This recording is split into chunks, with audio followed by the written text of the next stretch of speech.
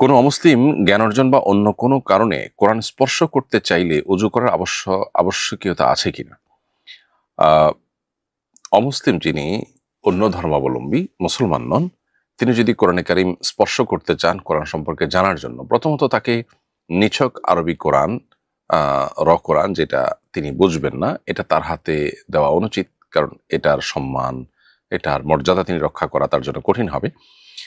যদি আপনি অনুদিত কোরআন দেন, যার ফলে তিনি আল্লাহর কালাম সম্পর্কে জানতে পারেন এবং জেনের প্রতি ঈমান আনতে পারেন, তো সেটা তো জায়েজ আছে অবশ্যই।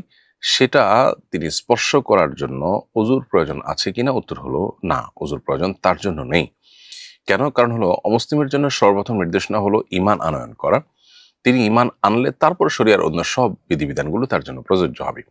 এ বিষয়ে আমাদের জন্য সবচেয়ে গুরুত্বপূর্ণ হাদিস হলো মুআয ইবনে জাবাল রাদিয়াল্লাহু তাআলা আনহু। নবী করিম সাল্লাল্লাহু আলাইহি ওয়াসাল্লাম যখন ইয়েমেনে গভর্নর করে পাঠিয়েছিলেন, তখন তিনি একটা গুরুত্বপূর্ণ নির্দেশনা দিয়েছিলেন। তিনি বলেছিলেন, ইন্নাকা সাতাতি কওমান আহলা কিতাবিন, নিশ্চয়ই তুমি যাবে হলো এমন এক জাতির কাছে যারা আহলে কিতাব।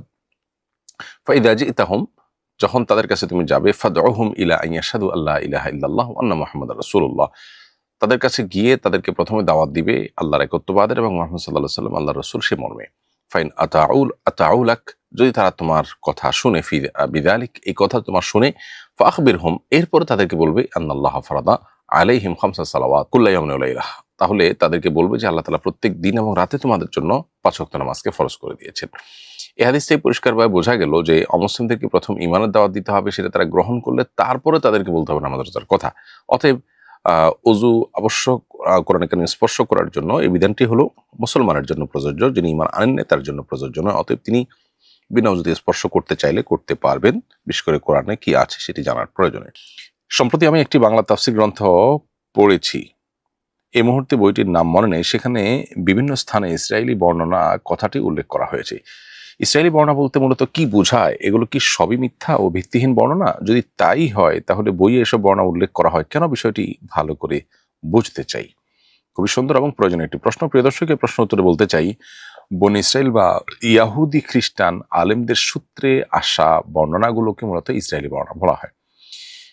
ইহুদি খ্রিস্টানদের ওলামা ইকরাম যে সমস্ত বর্ণনা করেছেন, তাদের ধর্মগ্রন্থ সমূহ থেকে যে সমস্ত বর্ণনাগুলো ধারা পরম্পরায় এসেছে, সেগুলোই হলো ইসরায়েলি বর্ণনা। ইসরায়েলি বর্ণনার সব যে বাতিল তা কিন্তু না। ইসরায়েলি বর্ণনার মধ্যে সত্য আছে, মিথ্যাও আছে, সঠিক আছে, ভুলও আছে। ইসরায়েলি বর্ণনার সঠিক এবং ভুল নিরূপণ করার মাপকাঠি হলো কোরআন এবং হাদিসের সাথে তার সামঞ্জস্যতা থাকা না থাকা। ইসরায়েলি বর্ণনার যে সমস্ত কথা কোরআন এবং হাদিসের আলোকে সমর্থিত বা কোরআন হাদিসের সাথে সামঞ্জস্যপূর্ণ, সেগুলো আমরা গ্রহণ করতে কোনো অসুবিধা নেই। আর যেগুলো কোরআন এবং হাদিসের সাথে সাংঘর্ষিক, কোরআন হাদিসের সাথে সামঞ্জস্যপূর্ণ নয়, সেগুলো প্রত্যাখ্যাত হবে। এটাই হলো অনুসৃত মূলনীতি উসুলবিদদের এবং ওলামা ইকরামের, মুফাসসিরদের এবং মুহাদ্দিসগণের, ওলামা ইকরামের। সেজন্য আমরা ইসরায়েলি বর্ণনা গ্রহণ করা না করার ক্ষেত্রে মূলনীতির আলোকেই আমরা সামনে চলবো এবং সিদ্ধান্ত গ্রহণ করব। আর যে সকল ইসরায়েল বর্ণনা কোরআন হাদিস দ্বারায় সমর্থিত নয়, আবার কোরআন হাদিস দ্বারা সেটা কোরআনের সাথে সাংঘর্ষিকও নয়, এই পর্যায়ের যেগুলো, সে সমস্ত বর্ণনাগুলোর ব্যাপারে আমরা নীরব থাকব এবং সেগুলোকে সত্য বলবো না, মিথ্যাও বলবো না। লা নুসাদ্দিকু ওয়া লা নুকাজ্জিবু, এটাই হলো মুফাসসির এবং ফুকাহা ইকরাম ও মুহাদ্দিসিন ইকরামের অনুসৃত মূলনীতি এবং প্রিন্সিপাল। তাহলে এই আলোচনা থেকে পরিষ্কার হয়ে গেল কেন ইসরায়েলি বর্ণনাগুলো বিভিন্ন বইয়ে উঠে আসে।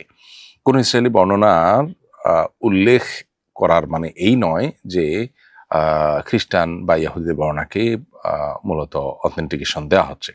মূলত কোরআন হাদিসের সাথে যদি কোনো ইসরায়েলি বর্ণনা ইহুদি খ্রিস্টান আলেমদের কোনো বর্ণনা মিলে যায়, তখন সেটা উল্লেখ করতে কোনো অসুবিধা থাকে না, কারণ সেটি ইসলামে গ্রহণযোগ্য। আশুরার পটভূমি কি? আশুরার প্রকৃত তাৎপর্য, চেতনা এবং মুসলমানদের জন্য শিক্ষণীয় বিষয়গুলো কি কি? খুবই গুরুত্বপূর্ণ একটি প্রশ্ন এবং সময়োপযোগী একটি প্রশ্ন। প্রিয় দর্শক, মুহররম মাস চলছে। মুহররম মাসের 10 তারিখকে বলা হয় আশুরা।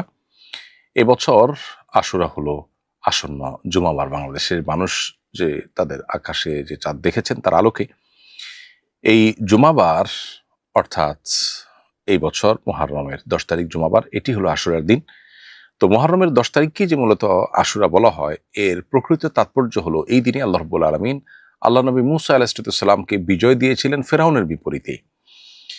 যার কারণে ফেরাউনকে আল্লাহ তাআলা এই দিনে ধ্বংস করেছেন এবং মুসা আলাইহিস সালামকে বিজয়ী করেছেন। নবী করিম সাল্লাল্লাহু আলাইহি ওয়াসাল্লাম মদিনায় আসার পর যখন দেখলেন যে ইহুদিরা এই দিনে রোজা রাখে, তখন নবী সাল্লাল্লাহু আলাইহি ওয়াসাল্লাম তাদেরকে জিজ্ঞেস করলেন, কেন তোমরা রোজা রাখো? তখন তারা বলল যে এই দিনে মুসা আলাইহিস সালামকে আল্লাহ তাআলা ফেরাউনের বিরুদ্ধে বিজয় দান করেছেন, তো আমরা শুকরিয়া আদায় করে রোজা রাখি। তখন নবীজি বলেছেন, নাহনু আহাক্কু বিমূসা, আমরা মুসার প্রতি আল্লাহর অনুগ্রহ হয়েছে, বিজয় দান করেছেন আল্লাহ তাআলা, সেজন্য তার জন্য শুকরিয়া আদায় করার হক তোমাদের চেয়ে আমাদের বেশি। অর্থাৎ মুসা আলাইহিস সালামের প্রকৃত আদর্শের উপরে তোমরা যতটা প্রতিষ্ঠিত, তার চেয়ে বেশি আমরা প্রতিষ্ঠিত। সো আমাদের শুকরিয়া আরো বেশি আদায় করা দরকার। বিধায় নবী করিম সাল্লাল্লাহু আলাইহি ওয়াসাল্লাম আশুরা রোজা রাখার কথা বলেছেন। আশুরার মূল চেতনা হলো সত্যের বিজয় হবেই হবে। আমরা আশুরার যে মূল ঘটনা বনী ইসরাইলের সময় ঘটেছে, মুসা আলাইহিস সালামের বিজয় দানের মাধ্যমে এবং ফেরাউনের ধ্বংস করার মাধ্যমে, সেই একই দিনে আমরা দেখি ইতিহাসে একটি নির্মম ঘটনা ঘটেছে। নবী সাল্লাল্লাহু আলাইহি ওয়াসাল্লামের ওয়াফাতের পরে তার প্রিয় দৌহিত্র হোসেন রাদিয়াল্লাহু তাআলা আনহুকে প্রিয় তার পরিবারের সদস্যদেরকে সহকারে কারবালার ময়দানে নির্মমভাবে খুনি আপনার ইয়াজিদের বাহিনী তাকে শাহাদাত বরণ করতে বাধ্য করেছে। তো এরকম একটি নির্মম ঘটনাও সেখানে ঘটেছে। এই ঘটনা আপাত দৃষ্টিতে মনে হচ্ছে যে খুনিরা জিতে গেল এবং ইমাম হোসেন রাদিয়াল্লাহু তাআলা আনহু তিনি মনে হেরে গেলেন তার পরিবার সহকারে। বাস্তবে আমরা দেখতে পাই যে হোসেন রাদিয়াল্লাহু তাআলা আনহুকে আল্লাহ রাব্বুল আলামিন শাহাদাতের মাধ্যমে পৃথিবীতে যে অমর করেছেন, আর চির ধিকৃত হয়েছে সে খুনিরা যারা তাদের প্রতি দুরাচরণ করেছে। অতএব এটাও মূলত আদর্শের বিজয় ছাড়ার কিছুই নয়। ফলে এই দিনটি মূলত মাজলুম এবং অসহায় মানুষদের বিজয়ের চেতনাকে স্মরণ করিয়ে দেয়। বিধায় আমরা সত্য এবং সতের উপরে সবসময় প্রতিষ্ঠিত থাকব, কারণ এটাই বিজয়ী হবে আজ কিংবা কাল। বাহ্যিকভাবে পরাজয় বা গ্লানি দেখা গেলেও তার পেছনে লুকিয়ে থাকে বিজয়। এটি আশুরার অন্যতম গুরুত্বপূর্ণ চেতনা। নবী করিম সাল্লাল্লাহু আলাইহি ওয়াসাল্লাম আশুরা উপলক্ষে আমাদেরকে রোজা রাখার নির্দেশ করেছেন। আমরা আশুরা উপলক্ষে রোজা রাখবো, তবে সেটি একটি না দুটি। ইহুদিরা একটি রোজা রাখে শুধু আশুরার দিন, আর মুসলমানদের জন্য নির্দেশনা হলো তারা যেন দুটি রোজা রাখে, যাতে করে ইহুদিদের সাথে নিজের রোজার একটা স্বাতন্ত্র্য থাকে, একটা বৈচিত্র্য এবং ভিন্নতা থাকে। ইবাদতের ক্ষেত্রেও ইহুদিদের সাথে যেন আমাদের সামঞ্জস্যতা না হয়, সেজন্য নবী সাল্লাল্লাহু আলাইহি ওয়াসাল্লাম আমাদেরকে নির্দেশ করেছেন। দুর্ভাগ্যজনক বিষয়, আজ মুসলমানরা ইহুদিদের, খ্রিস্টানদের অন্ধ অনুকরণ এমনভাবে করছে যে ইবাদত দূরের কথা, পার্থিব বিষয়গুলোতে এমনকি পাপাচারেও আমরা তাদের অনুসরণ করতে পিছপা হই না। আল্লাহ তাআলা আমাদেরকে বোঝার তৌফিক দান করুন। এর বাইরে আপনার আশুরাকে কেন্দ্র করে এবং মুহররম মাসকে কেন্দ্র করে শিক্ষণীয় আর অনেক বিষয় আছে। বিষয় ইনশাআল্লাহ বিস্তারিত কোনো ভিডিওতে আমরা বলার চেষ্টা করব।